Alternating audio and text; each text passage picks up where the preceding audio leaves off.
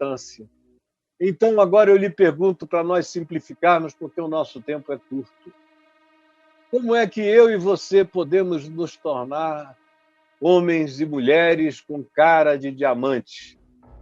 Aqui era um homem, Ezequiel. Como é que nós, homens e mulheres desta geração, que vivemos nesse cativeiro, que estamos e fazemos parte dessa casa rebelde e das suas hipocrisias, conforme o capítulo 8 mostra, com seus anciãos comprometidos com bruxarias, as mais diversas, é por causa da idolatria dos líderes que o povo se corrompe, e é por causa da corrupção do povo que os líderes aumentam a sua corrupção, a sua idolatria e a sua perversidade. É um processo contínuo, nos ensina a Escritura, um processo de retroalimentação permanente. Como é, todavia? Em primeiro lugar, olha aí o que o Braulio vai colocar para todo mundo ler e entender. Em primeiro lugar, o que eu e você precisamos fazer para termos essa cara de diamante. Esse indivíduo que fica com cara de diamante é criado, é gerado, é gestado, é produzido por uma visão chocante da glória de Deus. Uma visão chocante, que foi o que aconteceu aqui no contexto antecedente, no capítulo 1, quando ele vê essa coisa assombrosa, esses seres de outra dimensão invadindo o espaço-tempo, lá no rio Ulai, com os seus aparatos civilizatórios de outra dimensão, de outra evolução. São seres, criaturas, chamadas de querubins, mas são criaturas de outra energia, de outra dimensão, de outra evolução, e que carregam mensagens do Senhor a nós, e sabe Deus a quantos mais no universo, em todos os universos paralelos, esse choque da glória, essa visão que aquele homem existindo há 2.700 anos atrás não podia nem compreender, nem decifrar os aparatos ou os seres que estavam presentes naquele aparato e que acabaram lhe trazendo a palavra do Senhor. Esse ser humano, homem ou mulher, que ganha cara de diamante, é criado por uma visão chocante da glória de Deus. Significa dizer que se você não vir algo idêntico a Ezequiel, isso não lhe acontecerá? Não, não é isso. Não é isso. Excepcionalmente, eu vi 2 vezes coisas extraordinárias, uma delas tão chocante, que se fosse há 2.700 anos atrás, eu teria caído no chão aturdido, sem conseguir falar, de tão chocante que era aquela coisa absurda, pairando na minha cabeça. Mas eu não posso deixar de dizer que aquela percepção, que aquela visão, que aquele avistamento não mudou a minha vida. Ao contrário, mudou. Me deu a certeza absoluta de que esse mundo não era do tamanho das dimensões que, por mais que eu quisesse imaginar que fosse maior, eu não conseguia. Daquele tempo para frente, tudo ficou infinitamente maior, mais chocante, mais aturdidor na minha mente, no meu espírito. A gente precisa, de qualquer que seja o modo e a forma, porque Deus se manifesta de muitas formas e de muitas maneiras, e nesses últimos dias se nos revelou em Cristo Jesus, que é a expressão exata do seu ser, a expressão da glória de Deus. E eu fui gestado, fui criado a partir de uma visão chocante da glória de Deus. Eu vi a glória de Deus na conversão do meu pai, eu vi a glória de Deus na perseverança da minha mãe, eu vi a glória de Deus na minha casa de tantas formas diferentes, todos os dias. Eu vi a glória de Deus na minha vida tantas vezes e vejo. Ontem mesmo, conversando com a minha mulher sobre esses avistamentos da glória de Deus que mudam a gente estava lembrando de alguns dias aqui nessa casa em que eu estava em estado de profunda agonia, orando sem saber, e no dia seguinte lá explodir alguma bomba. Uma delas é no dia seguinte, eu dizia no dia anterior, Senhor, eu estou me sentindo inútil, tem muito mais gente para ser alcançada. E no dia seguinte, eu praticamente abri os olhos lá na Papuda, pregando 3 noites e 4 dias, sem parar, porque não me deixavam parar, dormindo 3 horas por noite. E pregando, e pregando, e pregando, e voltei de lá avivado. Isso foi outro dia, 4 anos atrás. Eu vi a glória de Deus naqueles 2 meses, 40 dias que eu fiquei ao lado da cama do meu pai. Eu tive momentos de tanta epifania, de tanta revelação, que eu não suportava. Teve um dia que eu tive que ir para o banheiro, fechar a porta, botar a cara no chão do hospital, chorar e dizendo, meu Deus, que coisa linda! É a tua glória se manifestando na morte desse homem que teve cara de diamante e que enfrentou todas as oposições sem vacilar. A primeira coisa é essa, minha gente, não é uma viagem à Disney, nem é um culto com luz apagada e um monte de luz roxa e um monte de gente na frente assim, e uma palavra que não diz nada, que não provoca nada, só diz que você é bonito, gostoso, que você vá para a vida e se dê bem. Não! Isso produz essa geração algodão doce que está aí, que não aguenta nada. Mas gente com cara de diamante para enfrentar a casa rebelde, o mundo, tem que ser forjada na visão chocante da glória de Deus, da visão do inexprimível, do mistério, do indizível, do perplexante, que nos esmaga, que nos silencia, como aconteceu com ele, que diz que depois disso tudo, ele chegou em Tel Aviv, não é Tel Aviv, é Tel significa Monte Abib, Monte Abib, lá no rio Quebar, na Pérsia. E ele diz, e passei a morar onde eles habitavam, e por 7 dias assentei-me ali atônito, sem conseguir abrir a boca, mudo. E Deus ainda diz, olha, eu vou colar a tua língua na tua boca. Tu só vais abrir a boca quando eu mandar. Mas o que sair da tua boca será a palavra do Senhor. Por isso, dize, assim diz o Senhor Deus. Porque quando tu falares, será a palavra de Deus.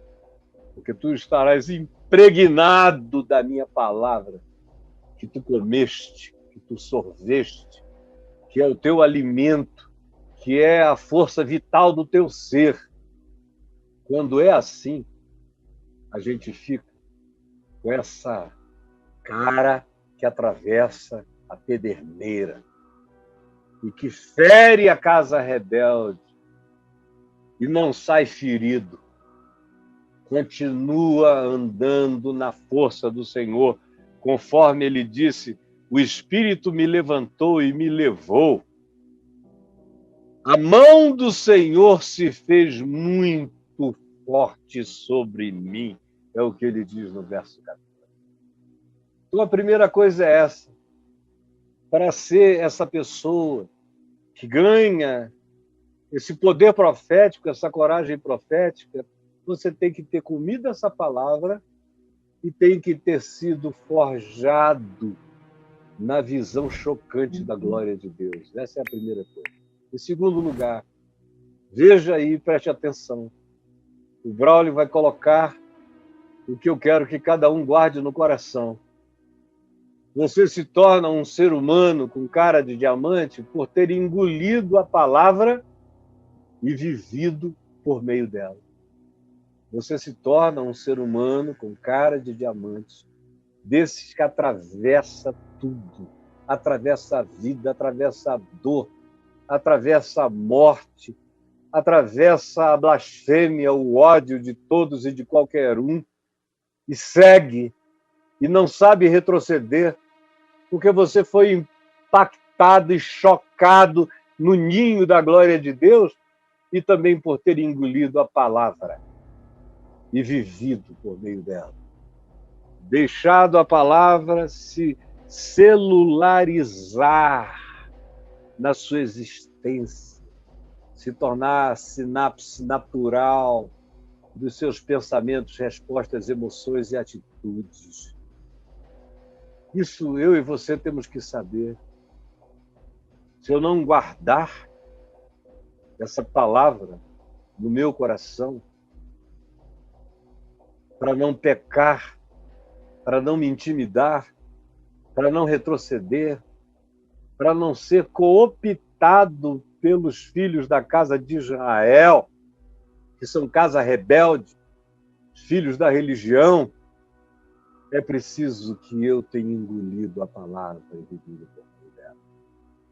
É por isso que eu tenho dito a vocês durante tantos anos aqui, que eu não acredito, realmente não acredito na resistência nem na perseverança de ninguém que não viva por meio da palavra, por ter engolido, sorvido, absorvido, por ter ganho a mente de Cristo. É a mente de Cristo em mim e é a glória de Cristo em mim que me dá essa cara que encara qualquer que seja a adversidade, o adversário, o inimigo, a inimizade, a ameaça, sem medo. Inventem uma ameaça que não seja de morte, porque de morte não faz nem cócega em mim, por exemplo. Matar, ou dizerem que vão me matar, eu estou ouvindo isso desde 30 anos de idade. Fiquei cínico, não sinto nada, nem temo ameaça de ninguém, nem de homem algum, nem de governo algum, nem de coisa alguma. Porque a palavra de Deus não para de crescer em mim, como diz em Atos, no capítulo 6, no verso 6, quando afirma, e crescia a palavra de Deus, não era só para fora, é crescer para dentro, no conhecimento, na revelação, na percepção, no discernimento. Quando a eternidade te habita por meio da palavra de Deus em nós, por essa absorção contínua, que não é decorar a Bíblia. Ezequiel não tinha Bíblia, não sabia que existiria uma Bíblia um dia, não tinha rolos de livro nenhum para ler, não tinha coisa alguma instrumental para o alimentar, não tinha. Não sabia que Bíblias existiriam. A Bíblia que ele tinha era a revelação de Deus, dizendo a ele, olha, não te tornes como este povo, eles são casa rebelde, eu envio você como uma bomba, como um míssil que vai perfurar tudo e todos. Mas você tem que estar impregnado da palavra e viver por meio dela. Isso a gente faz quando a gente absorve o Evangelho. E a gente come Cristo, como ele diz em João, no capítulo 6, Jesus disse, me comam a minha carne, bebam o meu sangue, é isso. Comam do rolo, comam da revelação. Agora, não é um livro subjetivo numa visão, é Jesus, a palavra encarnada, diante de mim, dizendo, comam a minha carne, bebam o meu sangue, as minhas palavras são espírito e são vida, absorvam-nas, vivam por meio delas, elas são mais fortes do que a morte e elas trazem para a gente o poder e a coragem do espírito da ressurreição. Em terceiro lugar, eu quero que você veja aí, a gente ganha uma face de diamante para atravessar a existência e romper tudo, por obedecer, ainda que amargurado na excitação do nosso espírito. No caso de Ezequiel, foi por obedecer, ainda que amargurado na excitação do seu espírito, conforme se diz aqui no verso 14, então, do capítulo 3, então o Espírito Santo me levantou e me levou. Eu fui amargurado na excitação do meu espírito. Porque, de um lado, gente, É impossível o coração não sentir a dor e não provar o gosto do absinto e da amargura, de ver como essa casa rebelde não se converte, não muda. Fica cada dia pior. Faz compromissos com Nabucodonosor, com Belsazar, faz compromissos com quem quer que chegue, oferecendo poder.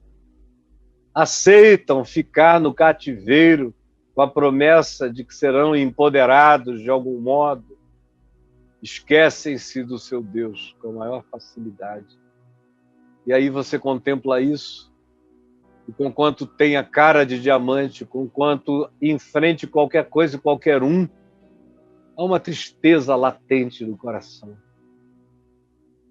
E ele diz: o Espírito do Senhor Deus me levantou e eu fui.